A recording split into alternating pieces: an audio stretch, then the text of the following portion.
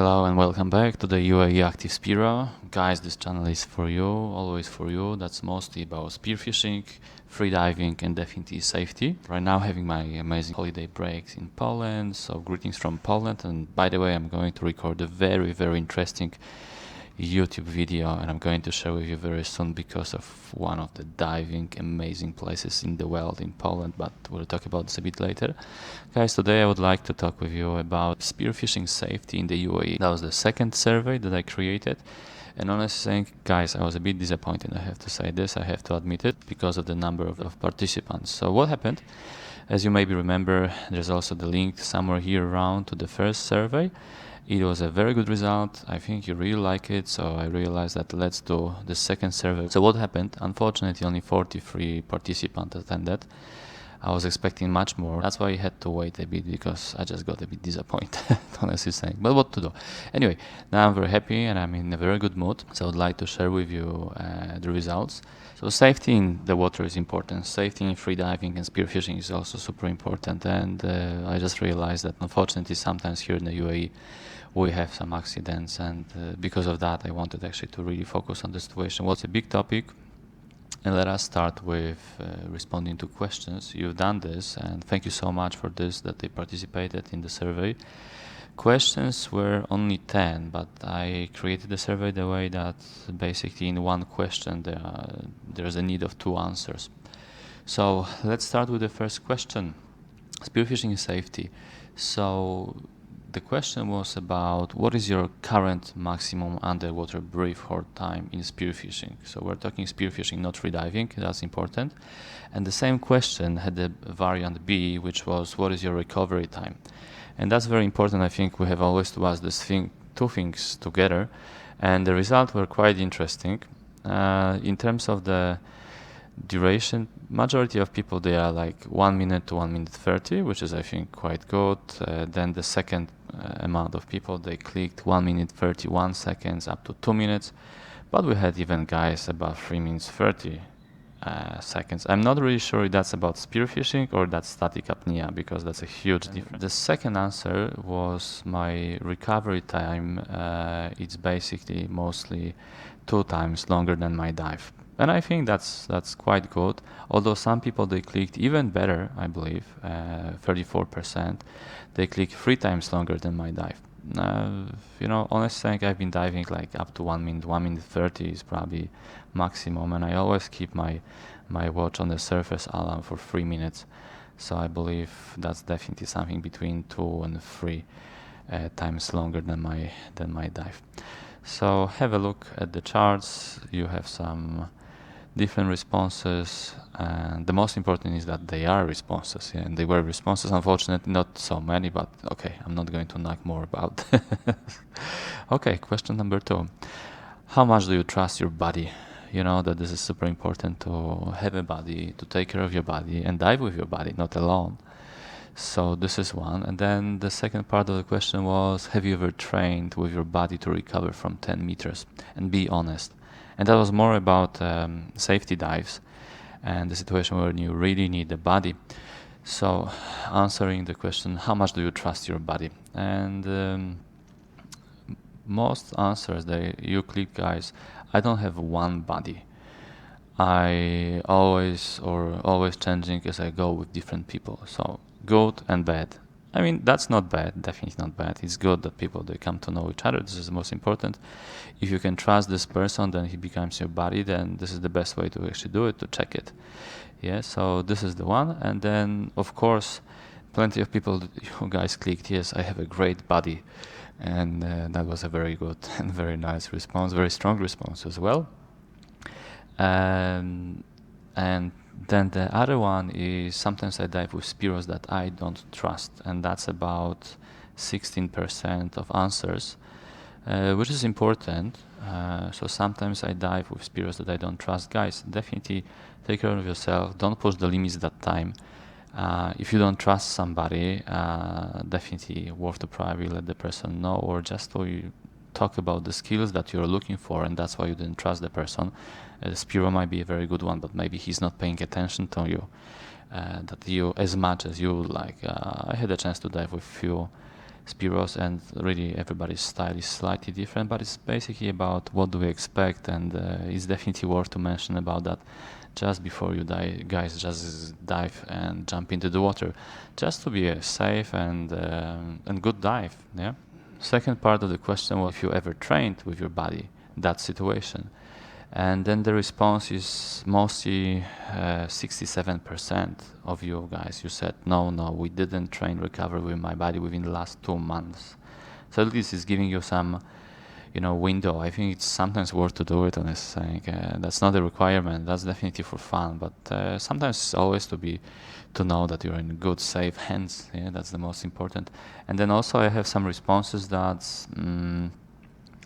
yes, I train recovery with my body within the last 2 months, and that's only 9% of people. Question number 3: how often do you see or dive together with SPEAROs who represent the poor level of safety? We're talking about the poor level of safety. And B is, what is your approach towards poor safety divers? Okay, that's a bit of controversial topic, but definitely important. It's more about if you dive with people that they are open-minded and they are agree to actually get any kind of feedback or negative feedback, or what we call the constructive feedback. And constructive feedback is supposed to be always taken in a good way, but you as somebody who is giving the feedback, you just have to be positive with your approach. You cannot be negative to give kind of bad information, although that would be good for the future of the divers. So what are the responses are? Majority of my group is very safe. And guys, mabruk, let's say, or congratulations. So 49% of people, they click that, which is very good. So I'm very happy for you, and that means that you're around good people and you're talking in probably very good way, and you communicate well as well. And this is super important, as freediving and spearfishing is really a teamwork. So sometimes people clicked 28% and then don't remember if any. So also that's a good response. That's only 11% of the response, but I don't remember if any poor spearfishers were diving with me. That's a good response, right? So that's good. I'm happy for you. And then the second part of the question is, what is your approach towards the poor safety divers, or let's say poor safety buddies, that they don't take care too much importance of that, or they don't show that they're interested to be actually your buddy, or you don't trust them. So basically your approach was, of course, perfect. I tried to explain, discuss with them the safety, and this is 77% of you guys. So very good approach towards this situation. Don't be silent, talk about this, give your feedback. Not even immediate feedback would be probably the best one. That's what I would do. And question number 4. Oh guys, you will laugh. This is a funny one from one side, but quite important. So the question number 4 is, do you smoke? Like cigarettes, shisha, or any kind of other stuff? If yes, how does it influence your dives? So we had 43 answers here.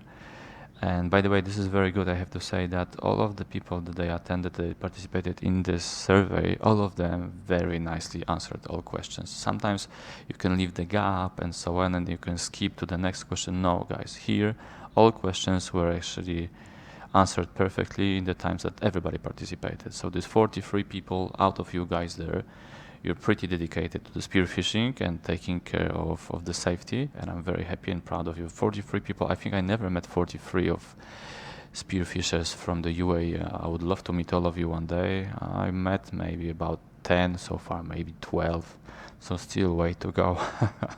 So what is the answer? 35 people out of 43, so making 82% was saying, no, I don't smoke. Okay, that's a choice. And then 10% of people said, yes, I smoke. It does not stop me from diving deep. And this is important, from diving deep, which is super cool. And then 10% of people, they said also, yes, I smoke, but feel like need to quit to dive better. Guys, so it's exactly 4 to 4 responses.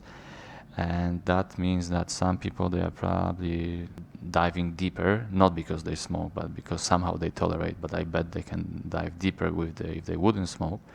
And then some people, they really admit that yes, they do smoke, and they really do feel that they would dive deeper or better if they wouldn't smoke. So the choice is yours, I think, and the money that you can save on cigarettes as well, that's a big topic.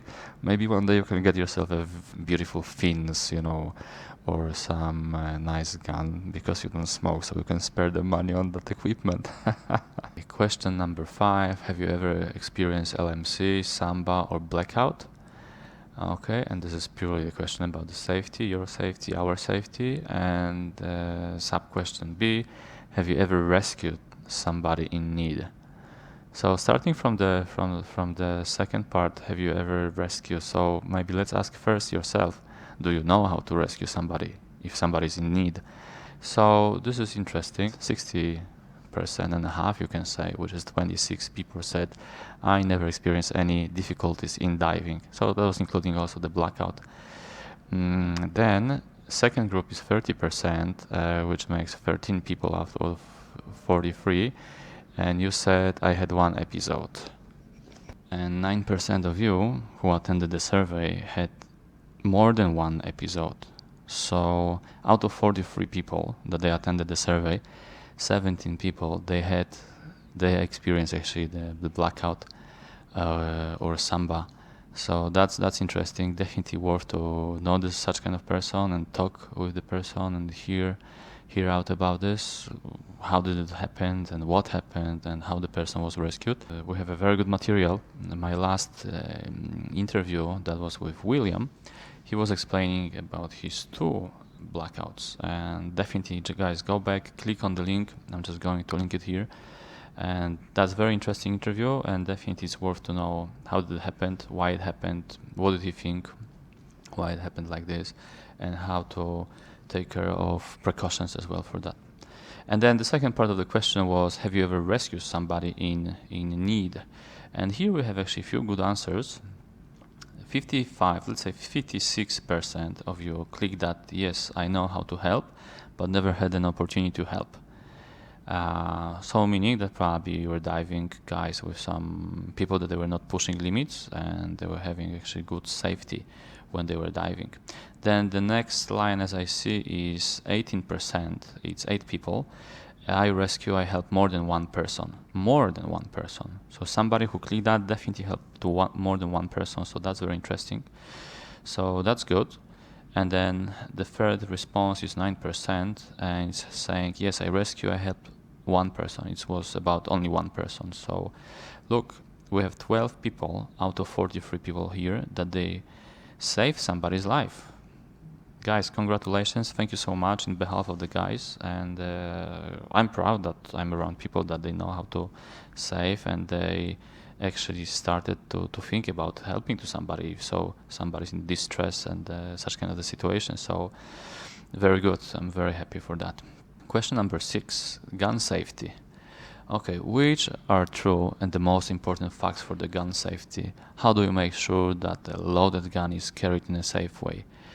This is the question that I prepared myself with the help of Robert. Click on the link to see that interview, actually 2 parts of interview, and to be exact, I will tell you that all of these answers were correct, and all of this, if you click yes, that will be the best quality, the highest quality. The answers are, you see there are so many answers actually to choose, but on the top is one which is super important, and 23% said that this is never point a gun into the person, which is good. But you guys, you're real spearos, you're taking care of everything from every angle, and that's why you saw the answer on the bottom. All of the above are correct. Clean the gun mechanism and rubbers with running sweet water after each use. Guys, this is something that I think people, they don't remember sometimes about it. They do it, but this is like not the most important thing. And once again, congratulations to all of you guys that you clicked all of the above. Question number 7, what would you do? And then the question is A. Towards the end of the dive, if you are in your safe depth and see a good fish that happens to be deeper, do you try to turn back and shoot it regardless the opportunity you start extending to the surface? So it's about the situation when you're about to finish the dive and then suddenly you see some amazing fish and then you think, okay, let me go back down again, still underwater. So I'm very happy that majority of you, 86%, said that I need to resurface first, will get the fish in the next dive. This is super responsible guy, and this is super good, and that means that you take care of your safety. That's very good. That was a tricky question, I know. Everybody wants to get the huge fish and so on. But it seems that 37 people out of 43, which is 86%, knows that if there's a big fish, there might be a big fight, and it's an amazing reward, but it might drain your oxygen from you like a hell, and then you might have problems and blackouts and so on. So that was great to see this answer. And then 10% of you said, yes, I will try to get it. So guys, 10% try to get it. I suggest don't try to get it, okay? Because that's your safety. If you saw it once, you might see it second time and third time. So don't risk your life, let's say this way, yeah? And then the second part of the question was, have you ever lost your gun in the water due to the dangerous situation? Wow, that's a cool question, I think. And then basically 65% said no, when 30% said yes one time. So apparently 13 people out of 43 had some dangerous situation that unfortunately they lost the gun. But guys, congratulations, you lost only your gun, not anything else. Question number 8. Have you ever been trapped in the UAE waters and struggled to resurface? This question happened actually to come to my mind because I just wonder if there are any dangerous situations, and I believe we do have some fishing nets, but maybe not too many. But still, I was interested what is the response. So let's see the answers. All of them, obviously, they were answered. Out of 43 participants, 43 people they answered, which is great. So 83%, 84% I would say, they said that no, they never had a situation that they were trapped in the UAE waters. Okay, we're talking about the UAE waters, which is good. And then we have a few other responses. Yes, as my fin or suit got stuck, and this is only 3 people out of you. And then yes, by the current, 2 people. And yes, due to the fight with the shark, to avoid the shark contact, and that was only 1 person. And let me invite you to the next video. My next video is going to be published hopefully very soon, and I'm going to share with you that I know that in Dubai we have the deepest pool in the world, but when I was recording that, the deepest pool that you can swim and dive in the world was in my home country, in Poland. So the deep spot is the place where you can dive to 45 meters, and I had a chance to dive there twice. Definitely this is the diving destination. So if it's gonna happen that you're going to travel to Poland, you might travel probably to Warsaw. The deep spot is not more than 40 kilometers from Warsaw, with the amazing facilities. Prices are very good, people are super friendly, and there's a good freediving community. Question number 9. Explain safety mistakes that you experience or see with other SPEAROs. Guys, thank you so much for attending the survey. I'm very happy that actually many people, 43 people, answered these amazing questions. I was actually expecting a bit more people because safety is super important. But I hope this material is gonna be used by instructors if they want to use it for the requirements of any kind of even official courses or any kind of presentations.